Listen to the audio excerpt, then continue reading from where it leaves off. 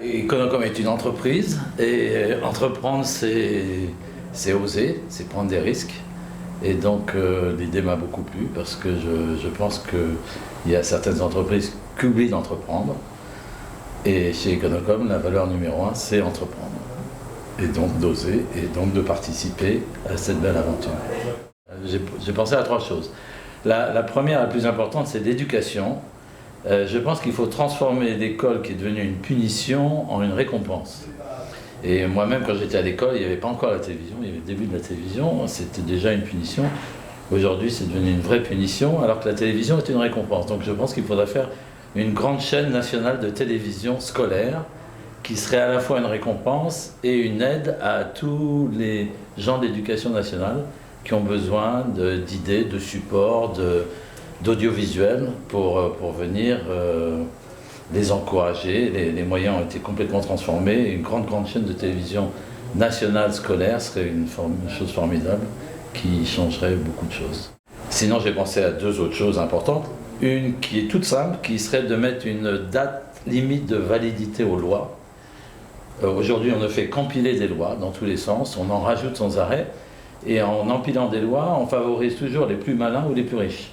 C'est-à-dire ceux qui ont les moyens d'avoir, comme moi par exemple, qui ont des conseillers dans tous les sens et qui nous aident à, pas à détourner la loi, mais à l'optimiser, ou à des gens qui ont le temps, ou des gens qui ont l'esprit à ça. Et il y a des gens qui sont des entrepreneurs, qui sont des médecins, des artistes, il y a tout un tas de gens qui n'ont pas le temps, les moyens d'étudier des lois à fond, et c'est très compliqué. Et en général, trop de lois pénalisent beaucoup de gens. Et je pense qu'il faudrait mettre une date de limite de validité aux lois, tout simplement parce que les politiques, en général, n'ont pas le courage de revenir sur une loi, mais si elle avait une date de validité, par exemple comme une vie de société, une société a une durée de vie limitée. Les produits alimentaires ont une durée limitée. Les lois devraient être votées avec une durée de vie limitée, ce qui permettrait de la remettre sur le bureau de l'Assemblée, du Parlement, et d'être revotée ou améliorée. J'ai une loi formidable qui me vient à l'esprit, c'est la loi sur les handicapés. Tout le monde est d'accord pour la loi sur les handicapés, on pense tous que c'est un gros progrès, et on est tous énervés quand on arrive dans les parkings, il y a des places pour personne, et il y a toujours des places libres pour handicapés. Je pense qu'on pourrait repenser le nombre de places attribuées aux handicapés en fonction du parking ou de son utilisation.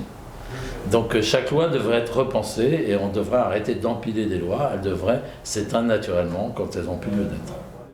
Et la dernière chose à laquelle j'ai pensé, qui est aussi simple, c'est qu'on m'a posé la question il n'y a pas longtemps en disant qu'est-ce que je pensais de l'ascenseur social. Et je pense que l'ascenseur social a été une très bonne chose dans la République, surtout sous la troisième et jusqu'à une période assez récente, et a tendance à être en panne aujourd'hui. Et je pense qu'on ne peut pas tout régler par des lois. Et qu'il y a dans presque toutes les religions, il y a un phénomène qu'on appelle le baptême, qui consiste à avoir un parrain ou une marraine et à accompagner quelqu'un en dehors de l'autorité parentale pour accompagner cette personne dans la vie en fonction des difficultés que peuvent avoir soit les parents, que peuvent rencontrer les personnes qui n'ont pas envie de suivre forcément les conseils des parents. Donc moi je suis de religion chrétienne, il y avait le baptême, mais dans la religion juive ou dans la religion musulmane ou dans d'autres religions, il y a ce système de parrainage.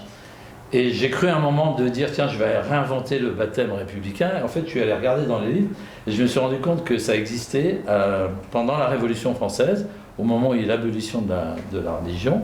La République avait inventé le baptême social avec un parrain, une marraine sociale. Et j'aimerais beaucoup qu'on réinvente ce baptême social et j'ai l'intention de faire baptiser d'une façon républicaine mes enfants. J'ai un petit garçon qui a 18 mois. Et de façon à lui donner un parrain et une marraine républicaine.